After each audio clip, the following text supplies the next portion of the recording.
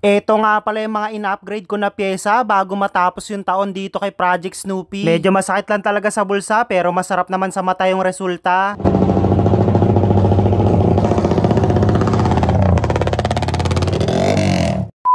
Dahil halos ilang araw na lang matatapos na nga pala yung 2024 kaya ito na marahil siguro yung huling pyesa na i-upgrade ko dito kay Snoopy. So yun nga pala, habang hindi pa nga pala dumadating yung mga pyesa nito ni Project Brusco, yung pinapowder coat natin nung nakaraang video. So mag-upgrade muna tayo ng pyesa para dito kay Project Snoopy. So ito, meron tayong kakabit dito na bagong caliper bracket na CNC galing kay TRC. Pati itong caliper na ikakabit natin, fully CNC rin na kulay silver. Ayan. So mag-upgrade din tayo ng pyesa. Tapos ayan, may kasama rin tong CNC na bracket. Tapos itong bagong mags natin. Ayan, galing pa rin kay TRC. Ito na yung bagong isasalpak natin. So ito nga pala yung bagong kulay ng mags na ikakabit natin dito kay Project Snoopy. Ayan, kulay pink naman para medyo maiba yung kulay niya. Kasi tingin ko babagay din ito eh. Tara, samahan nyo ako, pakabit na natin to. Let's go. Dahil yung lumang nakakabit nga pala na gulong dito sa mags yung gagamitin ko, kaya kailangan baklasin ko muna to. Hindi ko rin kasi ganun kaalam yung quality nitong una nating kinabit, kaya mag-upgrade tayo ngayon ng pyesa. Kaya after ko nga pala baklasin yung gulong sa likuran, ito namang harap yung sinunod ko. Para iwas gas-gas na rin sa GR5 na kinabit natin na front axle, nilagyan ko muna ng plastic bago ko ginamitan ng impact. Kaya nang natanggal ko na nga pala yung lock nut dito sa kanan, pinokpok ko lang palabas hanggat sa mahugot ko tong front axle. Bali TRC nga rin pala na floating disc yung gamit natin dito, pero kailangan kasi natin yan tanggalin dahil lilipat natin dun sa isang mags. Kaya inisa-isa ko nga pala tanggalin yung GR5 na disc bolt dahil ito pa rin yung gagamitin natin dun sa kabila. Kaya nung natanggal ko na nga pala yung disc sa harapan, ito naman likod yung sinunod ko. Medyo napaigpit nga pala yung paglalagay ko ng disc bolt nito noon, kaya hindi ko na mapihit gamit yung allen. Ginamitan ko na ng impact para siguradong hindi tayo mabilugan. Kung ikukumpara kasi natin to sa mga ordinary na bakal na disc bolt, di hamak na mas matibay yon, pero mas pogi kasi tignan to. Kaya nang nabaklas ko na nga pala lahat ng nakakabit dito sa lumang mags, sumalis na nga pala ako para may palipat na natin tong gulong dito sa TRC mags. Kaya dumiretso na nga pala ako dito kay tropa. Dito kasi palagi ako napunta dahil alam ko maingat sila gumawa lalo sa mga ganitong mags. At bukod nga pala ron, meron na nga rin pala silang ginagamit na machine dito para less sikwat na rin. Kaya nang nabaklas na nga pala yung gulong dito sa lumang mags, kinuha na nga pala tong bago para mailipat na nila dito. Bali TRC nga pala isasalpak natin dito dahil Malaysian concept yung ginawa natin dito kay Project Snoopy. Kaya pagkatapos nga palang punasan ng pampadula, saka nga pala sinalpak yan dito sa machine para sumakto lang yung pagkakalapat ng gulong sa mags. At makalipas nga lang pala yung ilang minuto, natapos na nga palang ilipat yung dalawang gulong, kaya umuwi na rin agad ako. So ito na nga, naipakabit na nga pala natin yung bagong mags na gagamitin natin. Ito nga pala yung pinagkaiba sa kulay nitong dalawa. Yan. Kasi kung titignan mo sa video, pag isahang mags na pinapakita, halos pareha sila pero may pagkakaiba.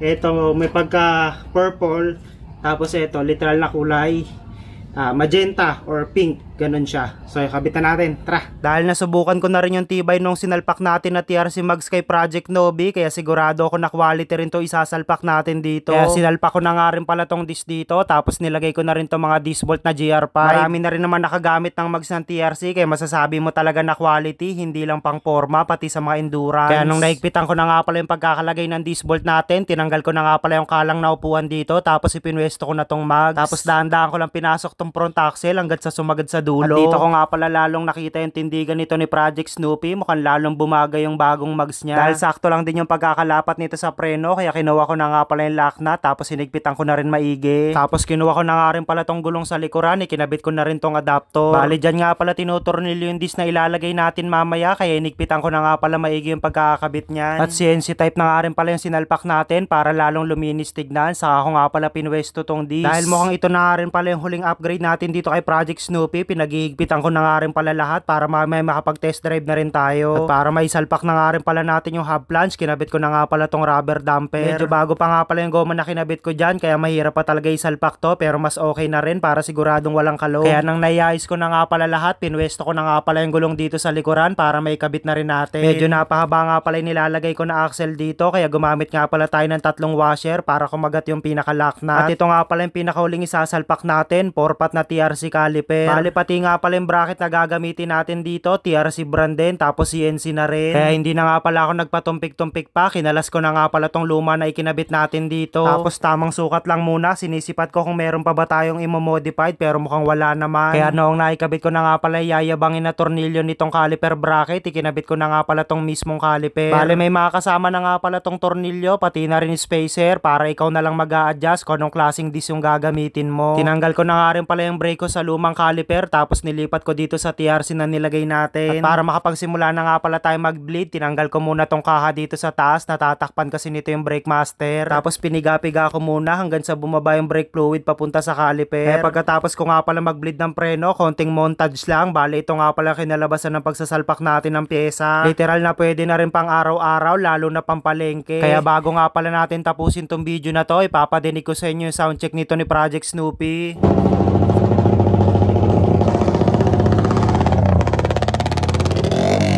So yun nga, bago nga pala natin tapusin tong video na to, mag-update ulit tayo para dito sa ipapamana ko sa inyo na Suzuki SkyDrive 125. Yan, kung napapansin nyo, ito si Project Tagtag, napaka-pogi na nito. Kayo na lang inaantay nito. So sa mga gusto nga humabol para nga magkaroon ng chance na maging bagong amo nito, napaka-basic lang ng gagawin nyo.